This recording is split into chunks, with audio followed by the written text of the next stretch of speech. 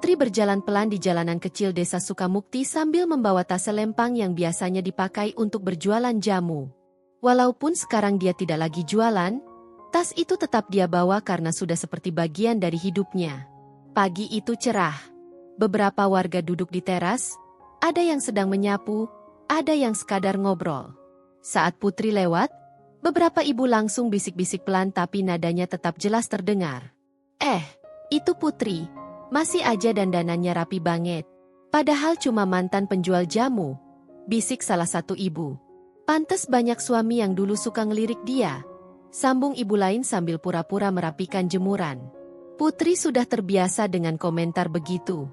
Dia hanya tersenyum kecil, pura-pura tidak dengar. Dia sudah capek menanggapi, jadi biasanya dia biarkan saja. Di warung depan, ada satu orang yang menyapanya dengan ramah, Raka. Pemuda 35 tahun, duda, tapi tidak banyak orang tahu. Raka bekerja sebagai tukang kayu dan sering membantu warga memperbaiki rumah. Sikapnya kalem, santai, dan selalu sopan. Pagi, Mbak Putri. Sapa Raka sambil menata kayu di depan warung. Putri mengangguk. Pagi, Mas Raka. Lagi kerja pagi banget, ya? Iya, biar cepat selesai. Kamu mau beli sesuatu? Putri menggeleng. Enggak, cuma lewat. Mau jalan-jalan aja. Raka mengangkat alis. Sendirian? Enggak takut diomongin orang kampung? Putri tertawa kecil. Udah biasa, Mas. Enggak ngaruh. Raka ikut tertawa. Ya udah, hati-hati ya. Putri melanjutkan langkah. Dalam hati, dia sebenarnya senang setiap kali bertemu Raka. Cowok itu selalu memperlakukannya seperti manusia biasa, bukan bahan gosip. Sesampainya di rumah kecilnya di ujung desa, Putri langsung duduk di teras. Rumah itu sederhana, tapi bersih dan rapi. Banyak orang gak tahu, rumah ini bukan satu-satunya milik Putri. Dia punya properti lain di kota, tapi dia sengaja tinggal di desa karena merasa lebih tenang. Ponselnya bergetar. Sebuah pesan masuk dari asistennya di kantor pusat. Bu Putri, rapat soal pembebasan lahan desa sudah siap. Tinggal ibu yang tentukan tanggal survei lokasi. Putri membaca pesan itu lama. Mulutnya tersenyum, tapi matanya tidak. Semua desa ini bakal berubah, gumamnya pelan. Tapi dia belum membalas pesan itu. Dia ingin menikmati hari yang tenang ini dulu. Beberapa anak kecil lewat sambil berlari. Tante Putri. Halo, seru mereka. Putri tersenyum lebar. Halo juga. Jangan lari kencung-kencung, nanti jatuh. Anak-anak itu tertawa dan melanjutkan permainan mereka. Sore hari, Putri kembali keluar untuk membeli beberapa keperluan. Raka kebetulan sedang duduk di bangku depan warung, minum teh hangat. Kamu pulang pergi terus hari ini? Sindir Raka sambil tersenyum. Putri ikut tersenyum. Iya, lagi nggak ada kerjaan. Kalau mau, nanti sore aku ke rumahmu. Ada beberapa kayu yang bisa dipakai buat benerin pagar belakangmu yang miring. Oh iya? Serius? Mas? Makasih banget. Raka mengangguk. Santai aja. Lagian aku juga lewat situ. Ada momen kecil ketika mereka saling tatap. Tidak lama, tapi cukup bikin suasana canggung hangat. Bahkan Putri hampir tidak sadar kalau dia tersenyum agak lebih lebar dari biasanya. Ya udah, aku balik kerja dulu, ya, kata Raka sambil berdiri. Putri mengangguk pelan. Iya, hati-hati. Hari itu terasa biasa, tapi Putri merasakan sesuatu. Hidupnya masih terlihat tenang, sebelum semuanya berubah.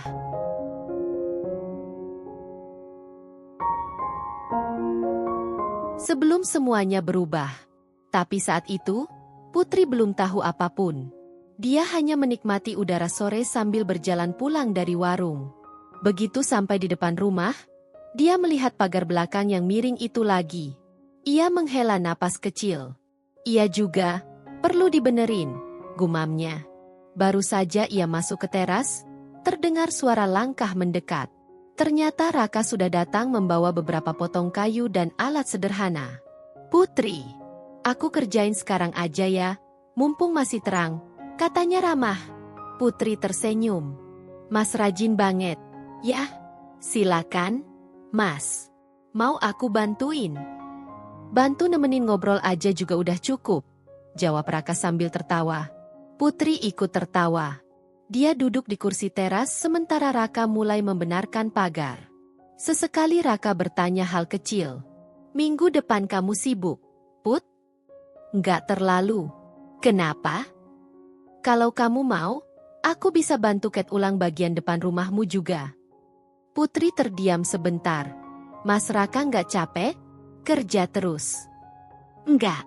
Lagian aku seneng ngerjain hal-hal begini. Apalagi kalau kamu yang minta. Kalimat terakhir itu membuat Putri cepat-cepat menunduk pura-pura merapikan tas. Padahal dia jelas malu. Setelah beberapa menit, pagar itu akhirnya berdiri tegak lagi. Nah, selesai, kata Raka sambil menepuk celananya yang berdebu. Putri berdiri mendekat. Mas, terima kasih ya. Serius, aku jadi nggak khawatir lagi. Senang bisa bantu, ujar Raka. Ada jeda sunyi sebentar. Putri menatap Raka yang sedang mengumpulkan peralatan. Tanpa sadar, Putri menyentuh tangan Raka saat mengambil satu papan kayu yang hampir jatuh. Keduanya langsung diam. Tangan mereka hanya bersentuhan sebentar, tapi cukup untuk membuat suasana berubah canggung. Raka cepat-cepat menarik tangan, tapi wajahnya tetap tersenyum. Hati-hati, Put. Putri mengangguk. Iya. Raka kemudian berpamitan dan berjalan pulang. Putri memperhatikan punggungnya sampai pria itu menghilang di tikungan. Ada sesuatu dalam diri Putri yang merasa nyaman. Sudah lama dia tidak merasa begitu. Malam mulai tiba. Putri menutup pintu rumah dan menyalakan lampu ruang tengah. Saat ia hendak duduk, ponselnya bergetar lagi. Pesan dari asistennya. Bu Putri, warga di desa itu sudah mulai dengar rumor akan ada perusahaan besar yang ingin membeli lahan mereka. Beberapa terlihat khawatir, tapi mayoritas malah sombong karena yakin rumah mereka bakal laku mahal. Putri membaca pesan itu pelan. Belum waktunya mereka tahu, ujarnya lirih. Dia menatap layar ponsel lama. Rasanya tidak nyaman, seperti ada dua dunia dalam hidupnya. Satu putri yang dianggap hanya janda penjual jamu. Satu lagi putri yang sebenarnya memimpin proyek besar. Sebelum tidur, Putri berdiri di teras lagi. Desa itu terlihat tenang. Lampu-lampu rumah mulai redup. Semoga semuanya tetap baik-baik aja dulu, ucapnya. Namun jauh di dalam hati, Putri mulai menyadari sesuatu. Suasana di desa pelan-pelan berubah. Dan perubahan itu akan membawa masalah yang tidak kecil.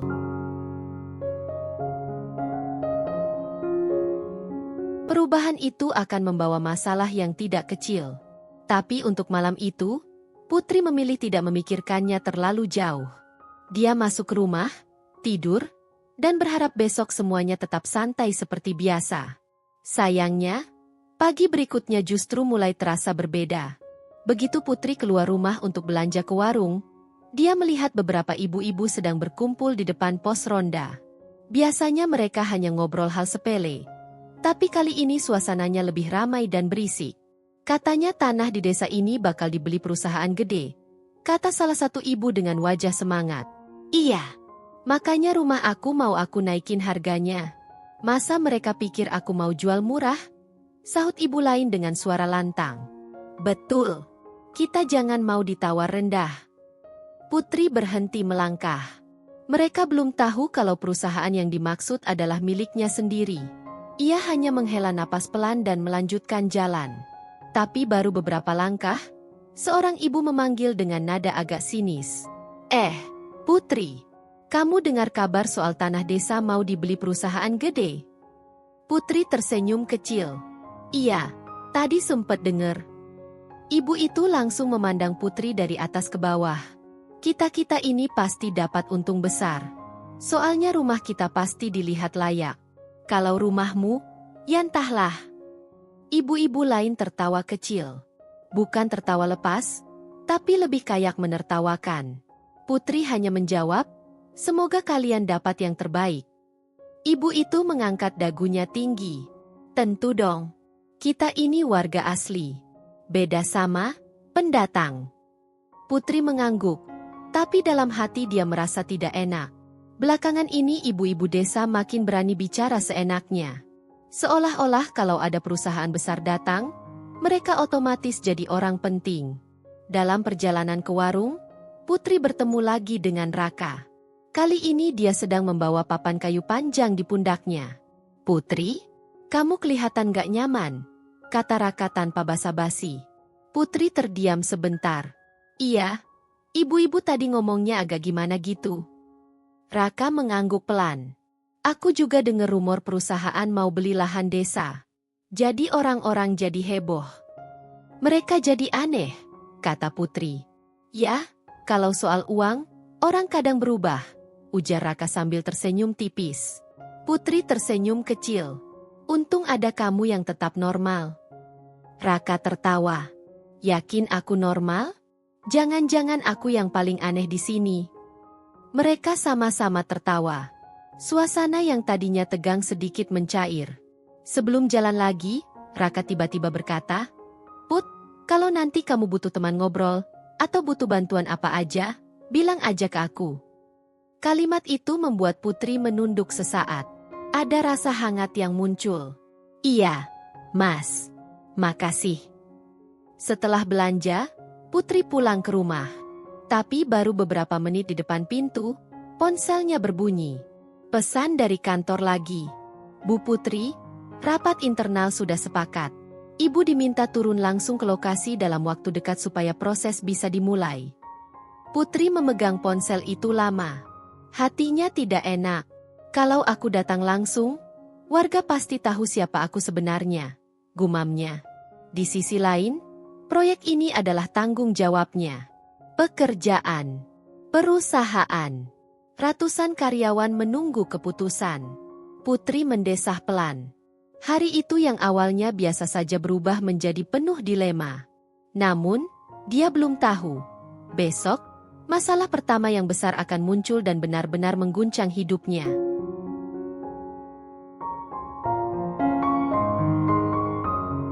Besok, masalah pertama yang besar akan muncul dan benar-benar mengguncang hidupnya.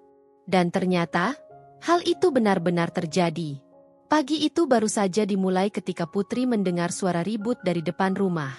Ia keluar dan melihat beberapa ibu-ibu berkumpul sambil menunjuk-nunjuk ke arah rumahnya. Itu dia orangnya," teriak salah satu ibu dengan nada tinggi. Putri mengerutkan dahi. "Ibu-ibu, ada apa ya?" Ibu yang paling vokal langsung maju dengan ekspresi tidak enak. "Putri, kamu ya yang nyebarin gosip bahwa perusahaan besar itu mau beli desa ini?" Putri langsung kaget. "Hah? Saya nggak ngomong apa-apa, Bu. Tapi banyak yang bilang kamu yang mulaiin. Kamu kan sering jalan kemana-mana. Kamu pasti tahu sesuatu," seru ibu lainnya. Putri menghela napas. "Saya cuma dengar dari kalian kemarin. Saya nggak pernah ngomong ke siapa-siapa." Tapi mereka tidak mau dengar. "Jangan bohong, Putri. Kamu itu suka menarik perhatian. Dulu pas jualan jamu aja kamu bikin suami orang nggak fokus. Sekarang kamu bikin desa kacau." Putri benar-benar tidak menyangka tuduhan itu akan muncul. "Astaga, Bu. Saya cuma hidup biasa, gak ganggu siapapun," ucap Putri dengan suara tenang, tapi jelas merasa tertekan. Tiba-tiba Raka datang sambil membawa helm proyek di tangannya. "Ada apa ini? Kok ribut-ribut?" tanyanya tegas. Begitu melihat Raka, beberapa ibu langsung saling pandang. "Iya nih, Mas Raka. Putri bikin gosip soal desa mau dibeli perusahaan besar," kata satu ibu sambil melipat tangan. Raka memandang Putri, lalu ibu-ibu itu. "Saya yakin Putri nggak mungkin bikin gosip. Orangnya nggak kayak gitu." Putri menatap Raka dengan rasa lega. Setidaknya ada satu orang yang berpihak padanya. Tapi sayangnya, ibu-ibu itu malah makin tersinggung. "Ya jelas kamu belain dia, Mas. Kamu kan sering ngobrol sama dia," kata seorang ibu dengan nada menyindir. Putri merasa wajahnya panas. "Bu, Jangan bawa-bawa hal yang gak ada hubungannya. Loh, kok marah? Ngerasa ya? Serang ibu itu. Raka langsung menahan. Udah, Bu. Jangan bikin suasana makin panas. Kalau mau tanya, tanya baik-baik. Namun ibu-ibu itu akhirnya pergi sambil menggerutu. Tapi sebelum pergi, satu dari mereka mendekat ke Putri dan berkata pelan tapi jelas. Kamu itu cuma janda yang sok cantik. Jangan bikin desa ini ribut. Jangan sok tahu. Putri terdiam. Raka menatapnya, terlihat ikut kesal tapi berusaha menahan diri. Begitu ibu-ibu itu menjauh, Putri perlahan duduk di kursi terasnya. Tangannya bergetar sedikit. Mas, aku bener-bener nggak ngerti kenapa jadi begini, ucap Putri pelan. Raka duduk di sampingnya. Aku ngerti. Mereka lagi panik karena kabar perusahaan itu. Jadi mereka cari kambing hitam. Putri memandang tanah. Tapi kenapa aku terus yang disalahin? Raka menatap Putri dengan lembut. Karena kamu beda. Dan orang-orang di sini suka ngerasa terancam sama hal yang beda. Putri tidak menjawab. Tapi dari wajahnya, jelas ia merasa tersakiti. Raka kemudian menyentuh punggung tangan Putri pelan. Tenang. Kamu nggak sendirian. Gerakan itu sederhana, tapi cukup membuat Putri merasa sedikit lebih kuat. Setelah Raka pulang, Putri masuk rumah dan membuka ponselnya. Ada pesan baru dari kantor. Bu Putri, seluruh tim siap untuk survei lapangan besok pagi. Ibu wajib hadir. Putri menutup ponselnya dengan cepat.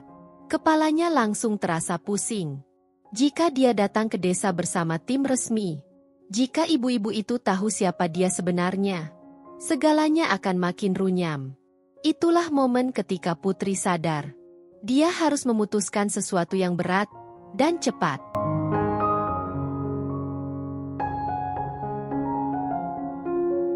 Dia harus memutuskan sesuatu yang berat dan cepat. Putri berdiri lama di ruang tamu sambil memegang ponselnya. Pesan dari kantor masih terbuka. Dadanya terasa sesak. Aku harus ambil keputusan sekarang, gumamnya dengan suara rendah. Akhirnya Putri menarik napas panjang dan berkata pada dirinya sendiri. Oke, aku akan datang ke survei besok. Aku harus hadapi semuanya. Kalimat itu keluar pelan, tapi jelas.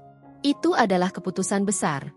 Dia tidak bisa terus sembunyi dari identitas aslinya sebagai CEO. Tapi masalahnya tidak berhenti di situ.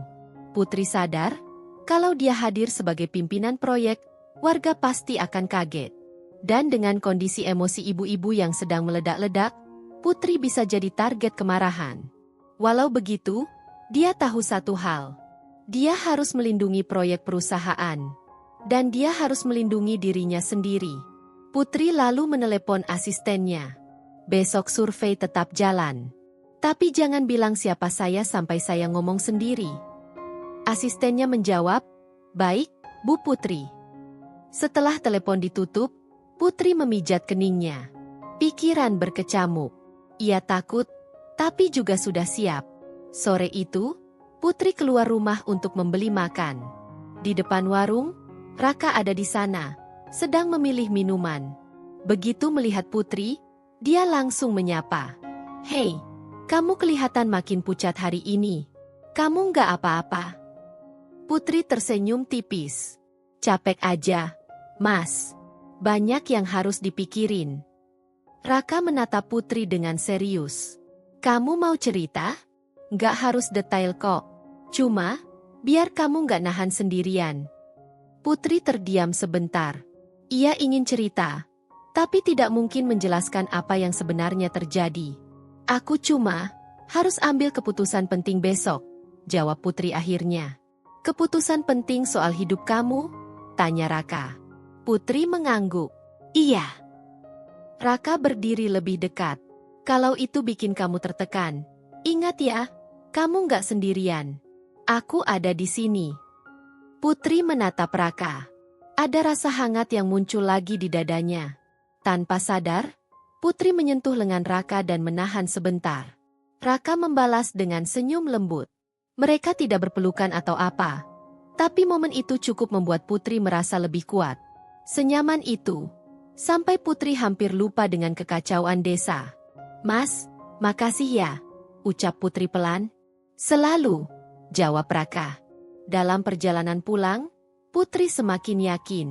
"Aku harus jujur. Aku harus hadapi warga. Tapi aku harus tetap profesional," gumamnya. Malam harinya, Putri menyiapkan pakaian kerja miliknya, kemeja rapi, blazer simpel, dan sepatu formal. Pakaian yang sangat berbeda dari kesehariannya di desa. Dia menatap cermin cukup lama. Biasanya dia terlihat seperti janda penjual jamu yang sederhana. Besok, dia akan muncul sebagai seseorang yang sama sekali berbeda. "Besok aku akan tunjukkan siapa aku sebenarnya," ucapnya. Tapi rasa gelisah masih menempel. Ia tahu warga akan terkejut, terutama ibu-ibu yang tadi marah padanya. Putri memejamkan mata dan menghela napas pelan. Besok, semuanya bisa berubah. Bisa makin kacau, bisa makin berat. Tapi keputusan sudah dibuat. Tujuan sudah jelas. Menghadiri survei, menjaga proyek, dan menegakkan harga dirinya yang sudah lama diinjak-injak. Namun Putri belum tahu, keputusan itu akan membawa masalah yang lebih besar lagi.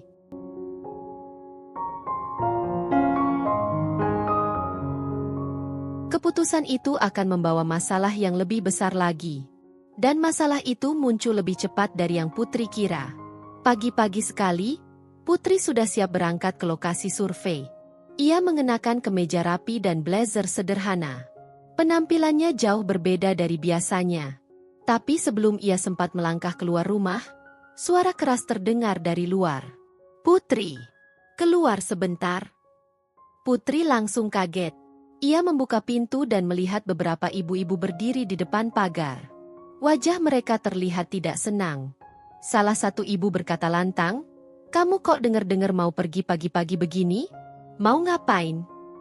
Putri mencoba tetap tenang. "Saya ada urusan penting." Ibu itu menyipitkan mata. "Urusan apa? Jangan bilang kamu mau ketemu orang-orang perusahaan itu. Jangan-jangan kamu mau jualin desa ini diam-diam." Putri terhenyak. "Bu, saya nggak pernah bilang gitu."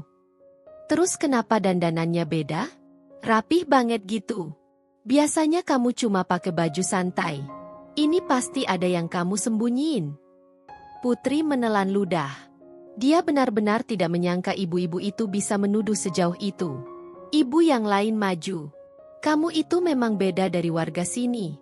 Jangan-jangan kamu sengaja mau bikin kami rugi." Putri mencoba bicara dengan pelan. "Beneran, saya cuma ada urusan. Nggak ada hubungannya sama." Belum sempat Putri lanjut bicara, Raka datang sambil terburu-buru. "Ada apa lagi ini?" tanyanya tegas. Begitu Raka mendekat, suasana langsung agak mereda, tapi ibu-ibu itu masih terlihat kesal. Ibu-ibu nyangka Putri mau ngapain? "Dia cuma mau pergi," kata Raka. Namun salah satu ibu mendekat dan berkata tajam, "Mas Raka, jangan ikut campur. Kami ini lagi hati-hati. Bisa aja Putri itu punya kepentingan pribadi." Putri merasa dadanya sesak. Ini sudah kebangetan. Raka menghela napas panjang. "Bu, kalian tuh keterlaluan. Putri nggak pernah ngapa-ngapain. Kenapa terus-terusan disudutin?" Tapi ibu-ibu itu tidak mau tunduk. Mereka justru makin keras. "Karena ada yang aneh. Karena dia selalu pura-pura polos," teriak satu ibu. Putri akhirnya berkata pelan, "Saya mau pergi dulu, Bu. Tolong jangan halangi saya." Ibu itu mendengus. "Silakan pergi. Tapi ingat, kami mengawasi. Kalau kamu bikin desa ini rugi, kamu harus tanggung jawab." Putri tidak jawab apa-apa. Ia menunduk sedikit, lalu berjalan lewat mereka sambil menahan napas. Saat ia lewat, ibu-ibu itu sengaja bisik-bisik keras. "Lihat tuh, sok banget. Pantes dibilang beda. Jangan-jangan benar dia dalangnya."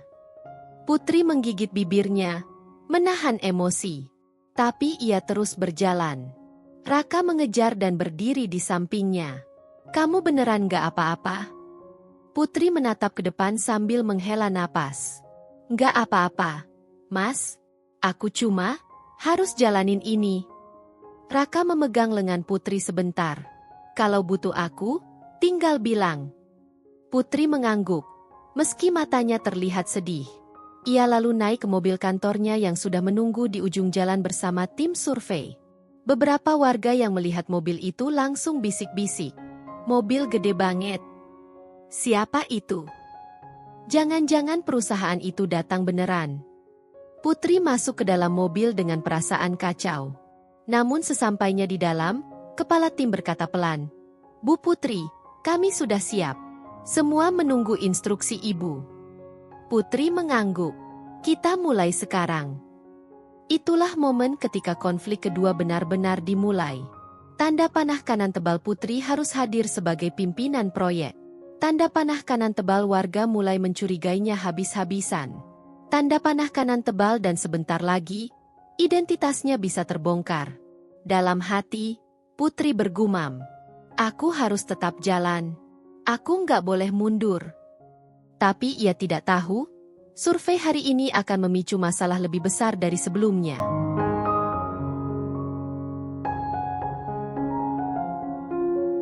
Survei hari ini akan memicu masalah lebih besar dari sebelumnya. Putri duduk di dalam mobil sambil mencoba menenangkan napas. Mobil melaju perlahan menuju lapangan desa tempat tim survei akan berkumpul. Begitu mobil berhenti, beberapa orang tim sudah menunggu sambil membawa map, alat ukur tanah, dan tablet. Bu Putri, kami tunggu instruksi, kata salah satu staf sambil membungkuk hormat. Putri hanya mengangguk cepat.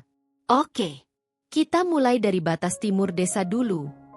Mereka semua mengikuti perintah tanpa ragu. Putri berjalan di depan bersama kepala tim. Perasaan Putri campur aduk.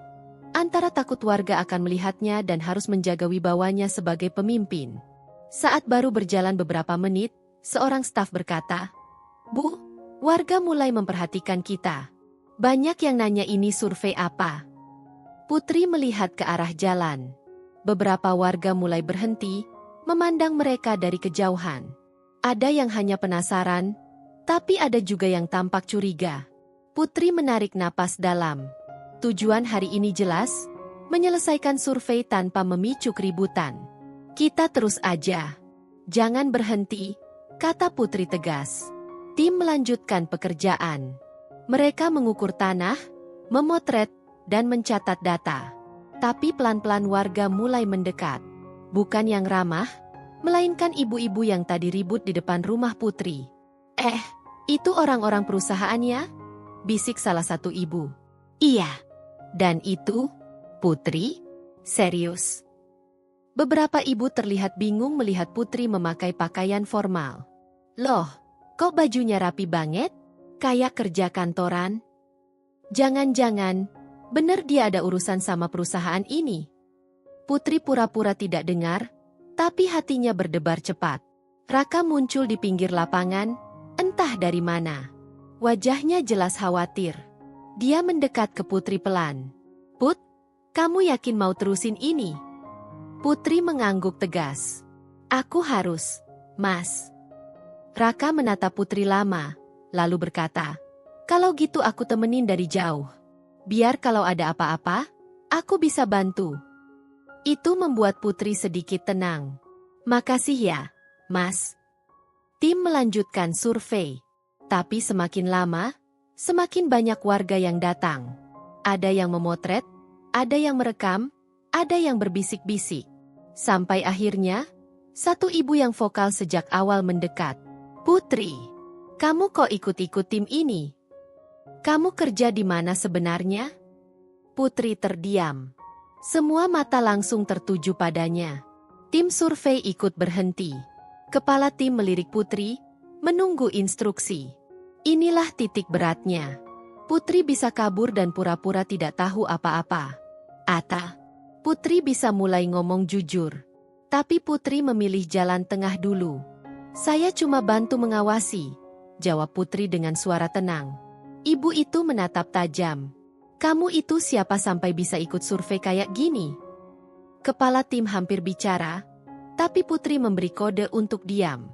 Dia belum siap buka identitas lengkap. Raka datang sedikit lebih dekat. Wajahnya siaga. Ibu itu tidak menyerah. Atau jangan-jangan kamu yang bawa perusahaan ini masuk desa?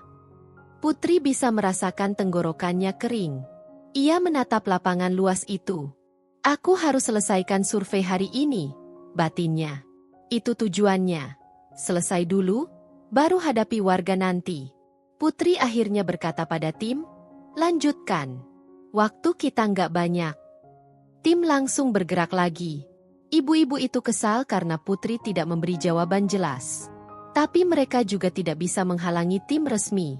Namun suasana tegang tidak hilang. Sepanjang survei, bisik-bisik dan tatapan sinis ikut mengikuti Putri dimanapun dia berdiri. Raka tetap berdiri tidak jauh dari Putri, seperti menjaga dari kejauhan. Setelah hampir 2 jam mondar-mandir mengelilingi desa, Putri berhenti sebentar untuk minum. Raka mendekat. Kamu capek? Perlu istirahat dulu? Tanya Raka. Putri menggeleng. Enggak. Aku harus selesaikan semua hari ini, Mas. Biar jelas. Biar aku nggak terus-terusan disalahin. Raka tersenyum tipis. Kamu kuat banget, Putri balas tersenyum kecil. Aku cuma nggak mau hidupku terus dikuasai omongan orang. Mereka berdiri berhadapan cukup dekat, dan tanpa sadar Putri memegang tangan Raka sebentar. Raka membiarkan dan menggenggam pelan. Momen itu bikin Putri agak tenang sebelum akhirnya melepaskan. Mas, makasih ya. Aku lanjutin dulu. Setelah itu Putri kembali ke timnya. Namun dia tidak menyadari, kejadian terbesar hari ini belum terjadi. Dan saat survei hampir selesai, sesuatu akan muncul dan membuat semua usaha Putri terasa sia-sia.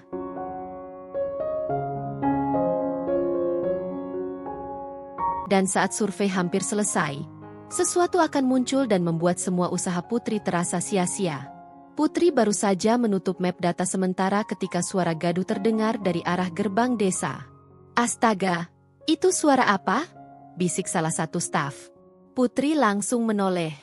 Dari kejauhan, sekelompok warga, lebih banyak dari sebelumnya, mendekat sambil membawa spanduk kecil dan kertas bertuliskan penolakan terhadap perusahaan properti. Bu Putri, kayaknya ini udah nggak aman buat kita, kata kepala tim pelan. Putri menelan ludah. Konflik ini akhirnya meledak. Warga mendekat cepat, dipimpin oleh beberapa ibu-ibu yang tadi sempat ribut. Mereka berhenti beberapa meter dari Putri dan tim, lalu mulai berteriak. Kami nggak mau kampung ini dijual. Perusahaan itu mau ngusir kita. Dan kamu, Putri, kamu pasti ada hubungannya. Putri berdiri diam, mencoba terlihat kuat padahal jantungnya berdebar kencang. Raka langsung bergerak mendekati Putri, berdiri sedikit di depannya seperti penghalang.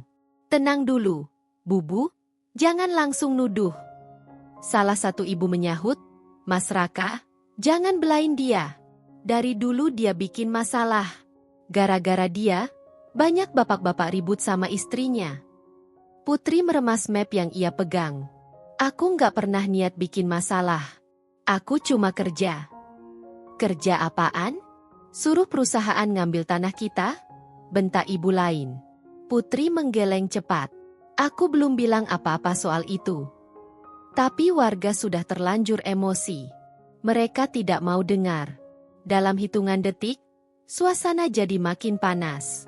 Tim survei saling pandang gugup. Ada yang mulai mundur pelan. Kepala tim berbisik. Bu, kalau begini, survei nggak bisa dilanjutin. Kita harus pergi. Putri menahan diri. Mereka baru tinggal sedikit lagi. Hanya 2 titik pengukuran terakhir. Kalau survei hari ini gagal, jadwal akan kacau. Dan kalau jadwal kacau, rapat perusahaan minggu depan ikut kacau. Dan kalau itu kacau, keputusan tentang desa ini bisa berubah total. Putri tidak bisa kehilangan kesempatan itu. Dia mencoba bicara, Bu Ibu, tolong kasih kami waktu sebentar aja. Kami hampir selesai. Namun warga tidak mau diam. Bahkan ada yang berdiri sangat dekat, seolah ingin menghalangi jalan tim. Raka menatap Putri khawatir. Put, kalau begini terus, kamu yang bisa kena masalah. Putri menggigit bibir. Emosi, takut, dan rasa terpojok bercampur jadi satu. Aku harus selesaikan, gumam Putri. Aku udah sejauh ini. Saat itu kepala tim kembali mendekat, tampak makin cemas. Bu, perusahaan barusan kirim kabar. Kalau survei hari ini gagal, mereka mau pertimbangkan opsi lokasi lain. Kalimat itu membuat Putri seakan kehilangan keseimbangan. Lokasi lain? Maksudnya, desa ini bisa batal masuk proyek. Kepala tim mengangguk. Iya, Bu. Dan kalau dibatalkan, warga di sini, ya tetap hidup di kondisi yang sekarang. Putri memejamkan mata. Itu berarti, semua rencana membantu warga dengan harga rumah tinggi akan hilang. Semua peluang memperbaiki kehidupan mereka akan hilang. Dan usaha Putri membuktikan dirinya pun ikut lenyap. Konflik awal dan konflik kedua tiba-tiba menumpuk jadi satu titik besar. Putri membuka mata dan langsung berkata tegas pada kepala tim. Kita lanjut. Sekarang. Tapi sebelum tim sempat bergerak, suara keras terdengar dari tengah kerumunan. Stop! Semua menoleh. Seorang pria berjas datang bersama beberapa orang aparat desa. Warga langsung ribut. Itu siapa? Pejabat dari kecamatan tuh. Pria berjas itu mendekat dan berbicara lantang. Kegiatan survei dihentikan sampai ada rapat resmi antara pihak perusahaan dan aparat desa. Putri terdiam. Tim terdiam. Warga langsung bersorak kecil. Maaf, Bu Putri, lanjut pria itu. Ini perintah langsung. Anda tidak boleh melanjutkan apapun hari ini. Putri merasakan seluruh energinya hilang. Semua usaha sejak pagi, semua keberanian menghadapi warga, semua data yang hampir selesai, hancur begitu saja. Raka menatap Putri dengan mata prihatin. Put, aku ikut sedih. Putri menunduk. Semua ini, sia-sia? Tim survei mulai mengemasi alat-alat mereka dengan wajah muram. Mereka tahu betapa gentingnya situasi ini bagi Putri. Warga masih ramai, merasa menang. Dan Putri hanya bisa berdiri di tengah lapangan sambil memegang map yang kini terasa begitu berat. Kepala tim menghampiri Putri untuk terakhir kalinya. Bu, sekarang tinggal satu pilihan. Kalau Ibu mau proyek ini jalan sesuai rencana, Ibu harus bicara langsung dengan direksi dan aparat desa. Dan itu bukan keputusan mudah. Putri mengangguk pelan, wajahnya serius meski hatinya remuk. Tapi kalau itu satu-satunya cara, aku akan lakukan. Dan disinilah klimaks besar dimulai.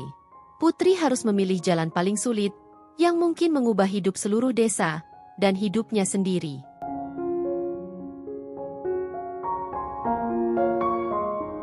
Tapi kalau itu satu-satunya cara, aku akan lakukan.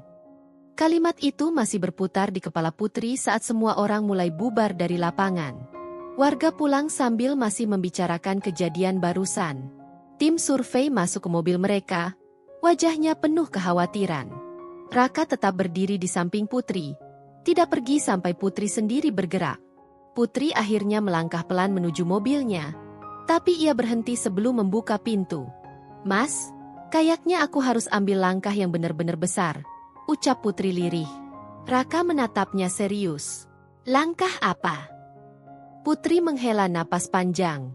Ngomong langsung ke direksi dan aparat desa. Kalau aku nggak jelasin semuanya, proyek ini bisa batal. Raka menunduk sebentar, lalu menjawab, kalau memang itu jalannya, aku dukung. Tapi kamu siap? Putri menjawab pelan, belum, tapi harus. Raka mengangguk. Ia mendekat dan memegang kedua tangan Putri, menggenggamnya hangat. Kamu nggak sendiri. Kalau kamu butuh ditemenin kemanapun, bilang ke aku. Genggaman itu bikin Putri merasa sedikit lebih kuat. Tapi setelah itu, ia melepas tangan Raka dan masuk ke mobil. Beberapa jam kemudian, Putri berada di kantornya, bukan sebagai penjual jamu, tapi sebagai CEO. Gedungnya modern, kaca bening di mana-mana. Ruangan Putri besar, dengan foto keluarga lamanya terpajang di meja. Putri duduk, membuka laptop, dan menerima panggilan video dari tim direksi yang sudah menunggunya. Suasana rapat langsung terasa tegang. Bu Putri, Kami dengar survei dihentikan warga? Tanya salah satu direksi. Putri mengangguk. Betul. Mereka menolak. Tapi situasinya tidak sesederhana itu. Direksi lain berkata, kita tidak bisa mempertahankan lokasi kalau penolakan terlalu kuat. Perusahaan sudah siapkan 2 alternatif desa lain. Kalimat itu menghantam Putri seperti pukulan keras. Kalau desa ini batal, lanjut direksi itu lagi, kita pindah. Dan tidak ada negosiasi harga atau rencana kesejahteraan warga. Putri menggertakkan gigi. Itu berarti warga akan tetap hidup susah. Dan Putri tidak bisa menepati janjinya sendiri untuk membantu mereka. Putri akhirnya berkata, saya mau ambil alih pertemuan dengan aparat desa. Saya jelasin semuanya. Saya yakinkan mereka untuk buka jalur komunikasi. Para direksi saling pandang. Bu Putri, itu risiko besar. Identitas Anda bisa terbuka ke publik. Dan warga bisa menyalahkan Anda. Putri mengangguk tegas. Saya siap. Direksi utama bertanya lagi, dan kalau warga tetap menolak? Putri menunduk sebentar, lalu berkata dengan suara berat, ya, saya tahu konsekuensinya. Direksi itu akhirnya mengangguk. Baik, kami beri waktu 3 hari. Setelah itu, kita ambil keputusan final. Rapat ditutup. Layar laptop mati. Ruangan terasa sangat sunyi.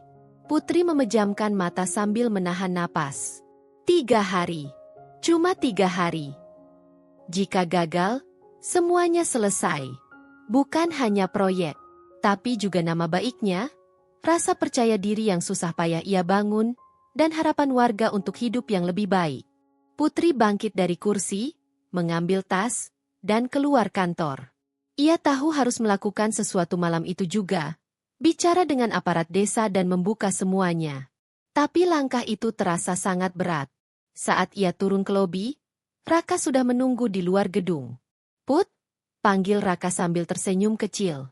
Kamu kelihatan capek banget. Putri menghampirinya. Hari ini panjang banget, Mas. Raka mengangguk dan mendekat, memberi bukaan lengannya seolah menawarkan pelukan tanpa kata. Putri menatap sebentar, dan akhirnya masuk ke pelukannya. Hah, tenang, aman. Setelah beberapa detik, Putri melepaskan dan berkata pelan, Mas, mau nemenin aku ke kantor desa malam ini? Raka tersenyum yakin. Tentu. Kita jalan sekarang? Putri mengangguk. Iya. Semakin cepat aku jelasin, semakin besar peluangnya. Mereka berjalan menuju mobil.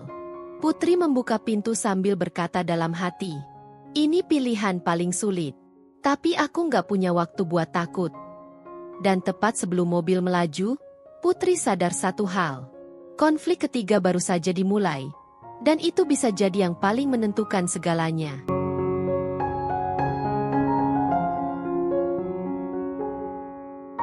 Konflik ketiga baru saja dimulai.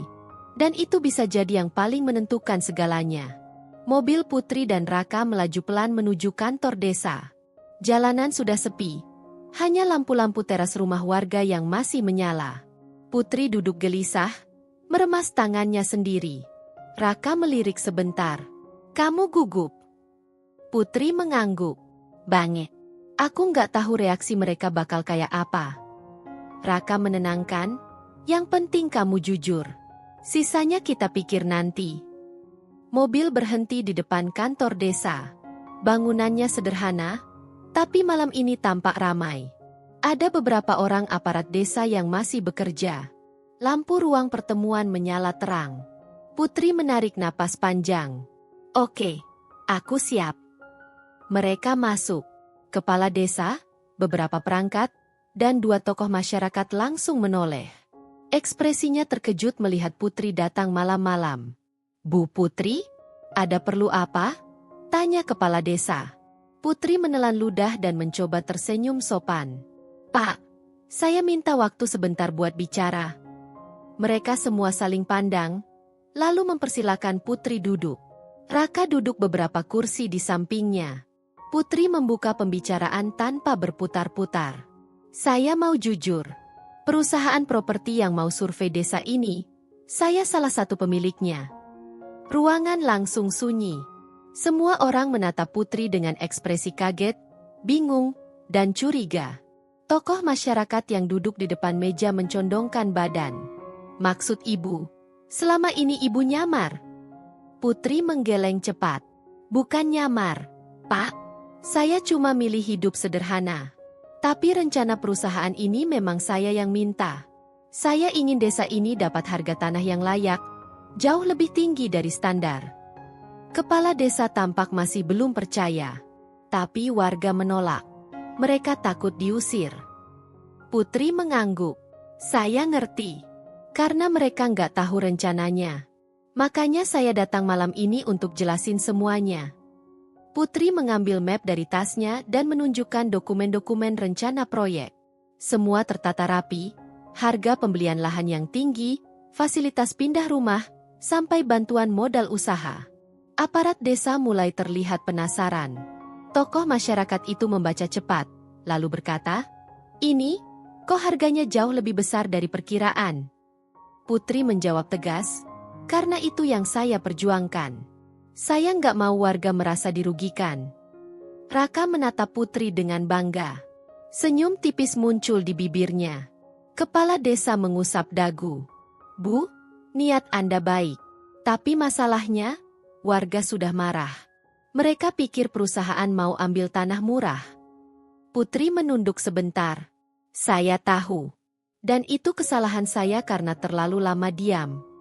Salah satu staf desa bertanya, "Jadi sekarang ibu mau apa?" Putri mendongak dengan mata penuh tekad. "Saya minta izin buat adain pertemuan resmi dengan warga.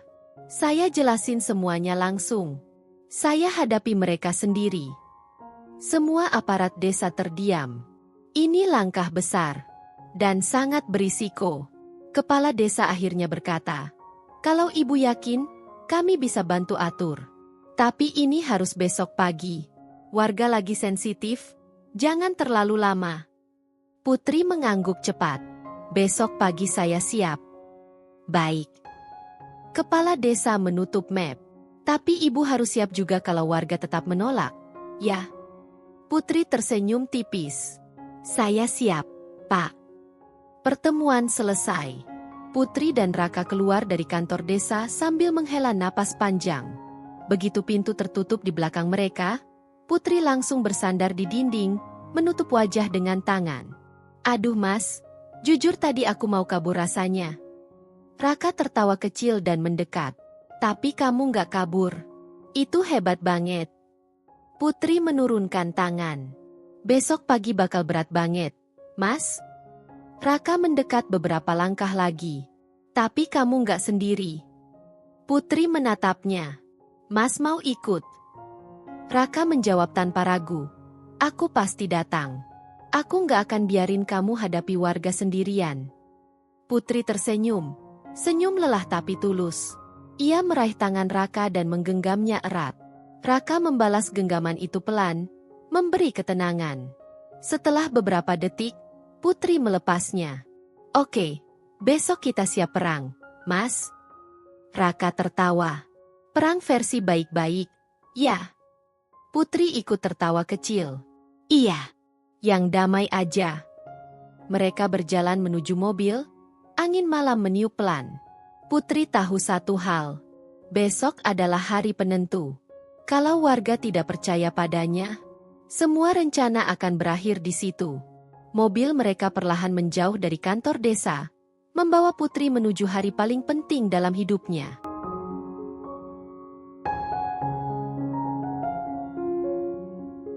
Mobil mereka perlahan menjauh dari kantor desa, membawa Putri menuju hari paling penting dalam hidupnya. Besok paginya, alarm Putri berbunyi lebih cepat dari biasanya.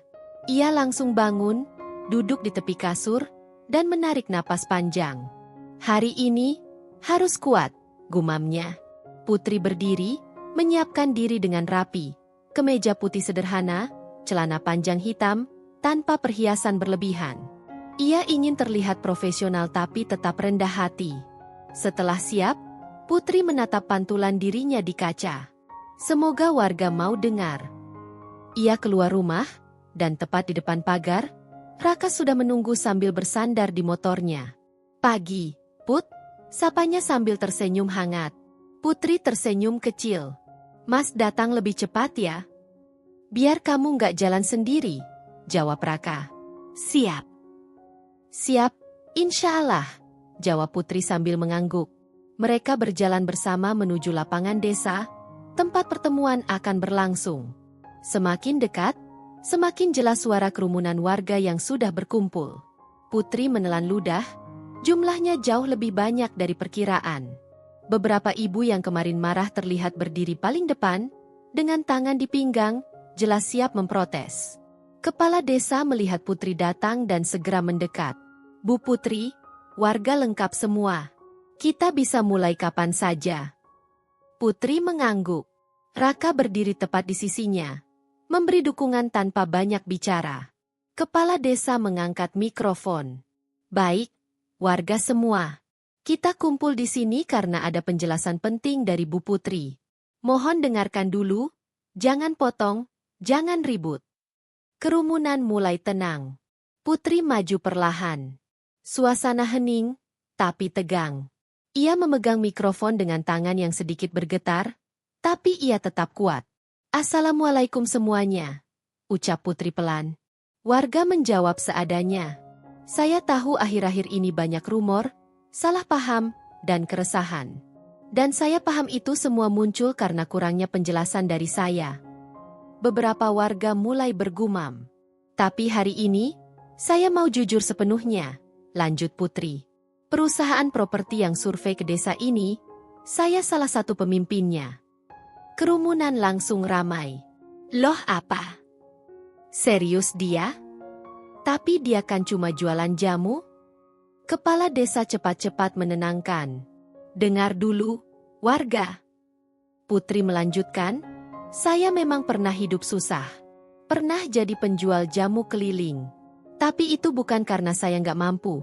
Tapi karena saya pengen hidup dengan cara sendiri." Ia membuka map, mengangkat dokumen.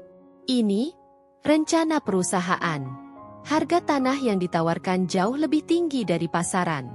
Bukan buat ngusir warga, tapi buat bantu ibu bapak punya kehidupan lebih baik." Suasana mulai berubah. Warga saling pandang. Putri menambahkan, "Kalau saya mau jahat, saya bisa beli desa ini diam-diam sejak dulu. Tapi itu bukan tujuan saya. Saya cuma ingin bantu." Beberapa ibu mulai tampak luluh. Tapi ibu yang paling vokal maju selangkah. "Terus kenapa kamu diam aja dari dulu? Kenapa nggak cerita?" Putri menunduk sebentar. "Karena saya takut. Takut kalian pikir saya sombong. Takut kalian anggap saya pura-pura miskin. Tapi akhirnya diam saya malah bikin masalah makin besar." Raka, yang berdiri agak di belakang, menatap Putri dengan bangga. Putri menarik napas panjang, lalu berkata dengan suara mantap, "Saya di sini bukan buat maksa. Kalau warga mau, kita lanjut. Kalau tidak mau, saya nggak akan beli tanah di desa ini." Warga langsung terdiam. Beberapa aparat desa ikut mengangguk. Putri melanjutkan, "Keputusan ada di tangan kalian. Tapi sebelum kalian mutusin, saya cuma mau bilang satu hal." Putri menatap warga satu persatu. "Saya nggak pernah niat nyakitin siapapun. Saya cuma seorang wanita yang berusaha dihargai setelah bertahun-tahun diremehkan." Kalimat itu menampar hati banyak orang. Ibu-ibu yang dulu suka ngomongin Putri mulai terdiam. Bahkan beberapa tampak menyesal. Kepala desa lalu maju. "Baik, warga. Sekarang kita buka sesi tanya jawab. Tapi tolong tertib." Beberapa orang mulai angkat tangan. Pertanyaan demi pertanyaan muncul.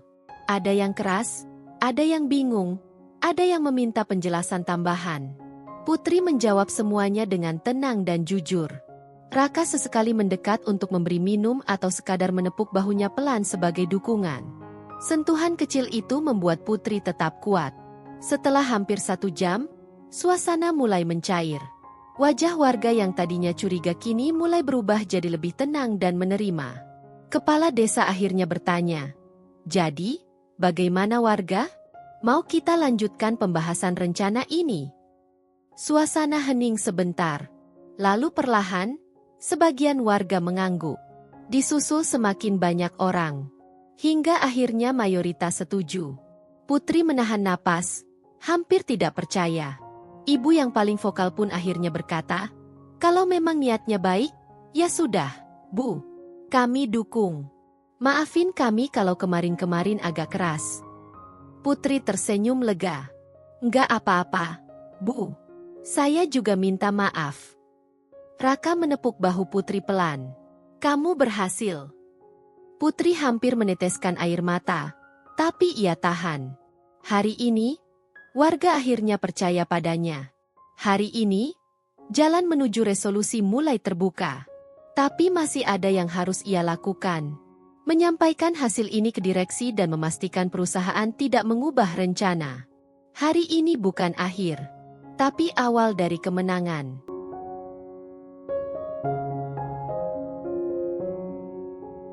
Hari ini bukan akhir, tapi awal dari kemenangan. Setelah pertemuan dengan warga selesai, Putri dan Raka duduk di kursi panjang dekat lapangan desa sambil menunggu warga pulang satu persatu. Putri bersandar, melepaskan napas lega panjang.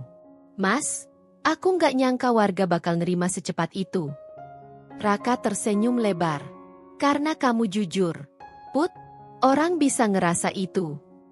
Putri menoleh ke arah Raka. "Tapi ini belum selesai. Aku harus kabarin direksi. Mereka yang punya keputusan final." Raka mengangguk. "Ya udah, telepon sekarang. Aku temenin." Putri mengambil ponsel, membuka kontak direksi, dan melakukan panggilan video. Tidak lama kemudian, rapat darurat tersambung. Beberapa direksi muncul di layar, tampak serius seperti biasa. "Bu Putri, bagaimana hasil pertemuan dengan warga?" tanya mereka langsung. Putri menatap layar tegas. Warga setuju. Mereka mau lanjut pembahasan rencana, selama perusahaan tetap memberi harga yang sudah dijanjikan. Direksi saling pandang. Hasil ini, jujur di luar perkiraan. Putri melanjutkan, "Saya minta perusahaan menghormati kesepakatan awal. Jangan diturunkan. Jangan diubah. Warga sudah buka pintu. Kita juga harus fair." Salah satu direksi menarik napas panjang. "Proyek ini besar, Bu. Tapi kalau Anda yakin?" "Saya yakin," jawab Putri cepat. "Dan saya siap tanggung jawab kalau ada masalah lagi." Direksi kemudian berdiskusi sebentar. Layar video jadi sunyi selama beberapa detik yang terasa panjang. Lalu akhirnya direksi utama bicara. "Baik, Bu Putri. Perusahaan akan lanjut. Harga tetap seperti rencana awal. Kita akan jadwalkan ulang survei dan mulai legalisasi dalam 2 minggu." Putri langsung menutup mulutnya dengan tangan, menahan rasa haru. "Terima kasih, Pak. Terima kasih semuanya." "Satu hal lagi," tambah direksi itu. "Perusahaan akan umumkan secara resmi bahwa Anda adalah salah satu pemilik saham terbesar. Kalau Ibu sudah siap, kami akan publikasikan minggu depan." Putri terdiam. Raka menatapnya. Putri lalu mengangguk pelan.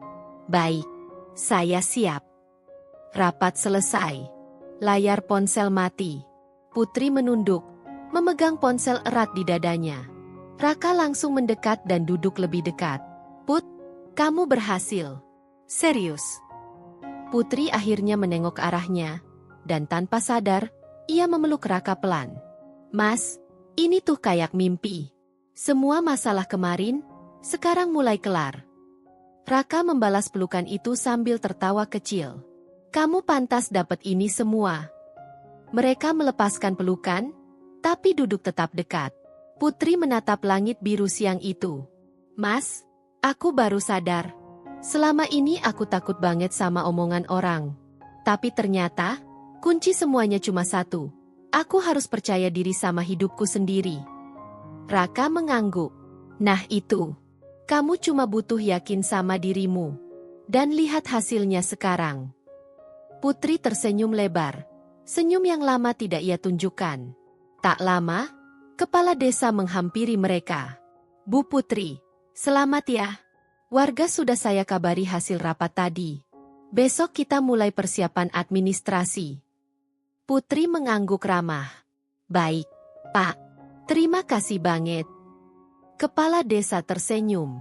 Kami yang harusnya berterima kasih. Maaf ya kalau sebelumnya kami. Putri langsung menghentikan dengan melambaikan tangan. Sudahlah, Pak.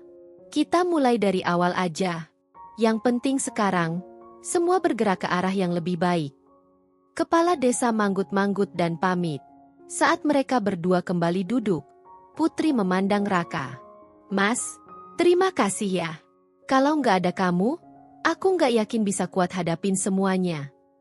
Raka menggeleng. Aku cuma nemenin. Kamu yang berjuang. Putri tersenyum, lalu menggenggam tangan Raka pelan. Sampai kapanpun, aku nggak bakal lupa ini. Raka menggenggam kembali. Aku juga. Hari itu, untuk pertama kalinya sejak semua konflik dimulai, Putri merasa benar-benar tenang.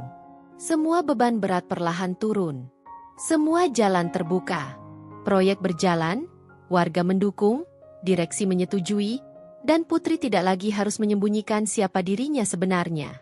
Hari ini, dunia akhirnya berpihak kepadanya.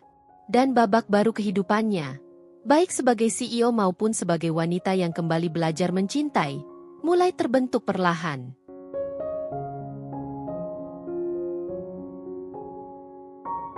Dan babak baru kehidupannya, baik sebagai CEO maupun sebagai wanita yang kembali belajar mencintai, mulai terbentuk perlahan. 2 minggu berlalu sejak pertemuan besar itu, dan suasana desa berubah total. Warga terlihat lebih ramah, lebih tenang, dan yang paling mencolok, mereka tidak lagi memandang Putri dengan curiga. Pagi itu, Putri berjalan menuju warung kecil dekat lapangan desa. Banyak warga menyapa. Pagi, Bu Putri. Pagi, Bu. Semangat ya. Bu Putri, makasih atas bantuannya. Putri tersenyum hangat kepada semuanya. Pagi, Bu. Pagi, Pak. Sama-sama ya. Ia masih belum terbiasa diperlakukan seperti itu, tapi rasanya menyenangkan. Masuk ke warung, Putri memesan teh hangat. Sambil menunggu, ibu pemilik warung tiba-tiba berkata, Bu, maaf ya, dulu saya juga ikut-ikutan ngomong gak enak. Tapi ternyata ibu baik banget. Putri tersenyum lembut. Nggak apa-apa, Bu. Yang penting sekarang kita saling percaya. Percakapan kecil itu membuat Putri sadar betapa banyak perubahan yang terjadi hanya karena ia berani jujur. Tak lama, Raka datang dengan senyum lebarnya. Nah, ketemu juga. Lagi ngopi sendiri nih. Putri tertawa kecil. Teh hangat, Mas. Tapi iya, lagi santai sebentar. Raka duduk di sebelahnya. Aku abis cek lokasi bareng petugas. Survei ulang lancar semua. Warga ikut bantu. Putri langsung mengangguk bahagia. Syukurlah, aku benar-benar pengen proyek ini jadi contoh kalau warga dan perusahaan bisa kerjasama. Raka menatap Putri lama, kemudian berkata, Put, kamu hebat banget. Putri menunduk malu. Mas bisa aja. Raka tertawa. Serius? Loh. Mereka minum bersama sambil ngobrol santai. Tidak ada tekanan, tidak ada ketegangan. Semuanya terasa ringan. Seolah dunia Putri akhirnya berjalan sesuai jalur yang ia inginkan. Siang harinya, Putri kembali ke kantornya. Di lobi, beberapa karyawan menyambutnya dengan hormat, tapi juga lebih akrab dari sebelumnya. Selamat siang, Bu Putri. Selamat siang, Bu. Putri membalas satu persatu dengan ramah. Ia naik ke lantai paling atas, ruangannya. Masuk ke dalam, ia melihat meja kerjanya dipenuhi dokumen legalisasi desa, jadwal pertemuan berikutnya, dan email dari direksi. Semuanya berjalan sesuai rencana. Namun ada satu hal lain yang membuat Putri tersenyum lebih besar. Pengumuman resmi perusahaannya tentang jabatannya sebagai salah satu pemilik dan CEO sudah beredar. Media menulis banyak hal, tapi mayoritas positif. Netizen pun banyak yang mendukung. Putri membaca salah satu artikel yang berbunyi, Dari penjual jamu ke CEO properti, kisah inspiratif Putri. Putri tersenyum. Akhirnya, hidupku dilihat dari sisi yang benar. Ia menutup laptop, lalu duduk menikmati pemandangan kota dari jendela besar ruangannya. Perjalanan ini panjang dan melelahkan, tapi ia tidak menyesal sama sekali. Tiba-tiba ponselnya berbunyi. Raka menelepon. "Halo, Put. Kamu sibuk?" "Nggak terlalu, Mas. Ada apa?" Kepala desa ngajak rapat kecil sore ini. Mereka mau bahas rancangan awal lokasi relokasi sama fasilitas untuk warga. Putri senang. "Wah, bagus banget. Kita lanjut ya." "Aku siap." "Oke, aku jemput ya nanti." Putri tersenyum. "Iya, Mas. Jemput aku jam 4. Setelah menutup telepon, Putri berdiri dan merapikan meja. Ia merasa ringan, beban bertahun-tahun terangkat. Ia lalu melihat pantulan dirinya di kaca. Wanita itu bukan lagi janda yang diremehkan, bukan lagi target omongan warga. Dia adalah putri, pemimpin, perempuan kuat, dan seseorang yang akhirnya belajar mencintai dirinya sendiri. Dengan langkah mantap, Putri keluar dari ruangannya. Hari ini mungkin tidak seherau hari-hari sebelumnya. Tapi hari ini adalah bukti bahwa hidup bisa berubah selama kita berani memilih jalannya. Dan perjalanan Putri belum selesai. Masih ada satu bab penutup untuk memastikan semuanya benar-benar sempurna. Dan perjalanan Putri belum selesai. Masih ada satu bab penutup untuk memastikan semuanya benar-benar sempurna. Sore itu, tepat jam 4, Putri keluar dari gedung kantornya. Raka sudah menunggu di depan dengan mobilnya. Jendela dibuka separuh sambil tersenyum. "Pas banget waktunya," kata Raka. Putri ikut tersenyum dan masuk ke dalam mobil. "Aku nggak mau kamu nunggu lama, Mas." Perjalanan menuju balai desa terasa lebih santai dari biasanya. Tidak ada tegang, tidak ada perasaan dikejar-kejar masalah. Putri menatap keluar jendela, melihat jalanan desa yang dulu membuatnya merasa asing, kini terasa seperti kampung halaman yang menyambut dengan ramah. Sesampainya di balai desa, warga dan perangkat desa sudah berkumpul. Begitu Putri masuk, semua orang berdiri dan memberi salam. "Selamat sore, Bu Putri. Silakan duduk, Bu." Putri mengangguk sopan. "Sore semuanya." Rapat dimulai. Kepala desa menjelaskan rancangan relokasi warga, fasilitas baru, bantuan yang disediakan perusahaan Putri, dan bagaimana desa lama akan diubah menjadi perumahan modern yang tetap menyisakan area sejarah desa sebagai penghormatan. Semuanya berjalan lancar. Tidak ada yang berdebat, tidak ada yang mencurigai. Suasana benar-benar damai. Setelah rapat selesai, beberapa warga mendekati Putri.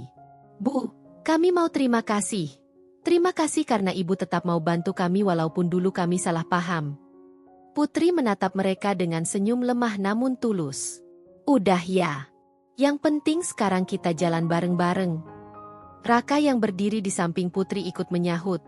"Bu Putri ini hatinya besar. Kita semua beruntung banget." Putri mencubit pelan lengan Raka sambil bisik-bisik. "Mas lebay." Raka cuma tertawa. Malamnya, Putri dan Raka duduk berdua di taman kecil dekat balai desa. Lampu-lampu kuning hangat menerangi sekitar. Suasana tenang, angin sepau-sepau. Putri bersandar pelan ke kursi. "Mas, kadang aku masih nggak percaya semuanya bisa berubah secepat ini." Raka menatapnya. "Kamu pantas dapat semua ini, Put." Putri tersenyum kecil. "Menurutmu, aku udah cukup baik." "Kamu bukan cuma baik," kata Raka pelan. "Kamu kuat, kamu penyabar, dan kamu nggak pernah berhenti berjuang meskipun banyak orang salah ngerti." Putri terdiam sejenak, lalu berkata jujur, "Aku senang kamu ada di sisiku lewat semua ini." Raka mendekat sedikit. "Aku juga senang bisa nemenin kamu. Dan kalau kamu izinin, aku pengen tetap ada di masa depan kamu." Putri memandang Raka. Wajahnya hangat tapi sedikit malu. "Pelan-pelan aja ya, Mas." Raka mengangguk. "Iya, Put, pelan-pelan." Mereka saling memegang tangan. Tidak berlebihan, tidak berlebihan romantis. Cukup nyaman, cukup menenangkan. Saat kembali ke rumah, Putri duduk di ruang tamu sambil minum air hangat. Ia memikirkan semua perjalanan hidupnya. Dari penjual jamu keliling yang diremehkan, hingga menjadi CEO yang dihormati. Dari wanita yang selalu disudutkan, hingga wanita yang kini didukung banyak orang. Dan satu hal ia pahami dengan sangat jelas. Hidup bisa berubah kalau kita tetap kuat, tetap baik, dan tetap percaya bahwa Tuhan punya rencana yang lebih besar dari rasa sakit yang kita alami. Putri menutup mata dan tersenyum. Mulai hari ini, aku siap hidup baru. Ia bangkit, mematikan lampu, dan masuk ke kamar dengan perasaan ringan, seolah seluruh bab lama kehidupannya sudah resmi selesai. Cerita Putri bukan hanya tentang balas dendam manis, tapi tentang keberanian, keteguhan hati, dan kesempatan kedua untuk bahagia. Dan itulah penutup perjalanan panjang Putri, wanita 41 tahun yang akhirnya menemukan versi terbaik dari dirinya sendiri.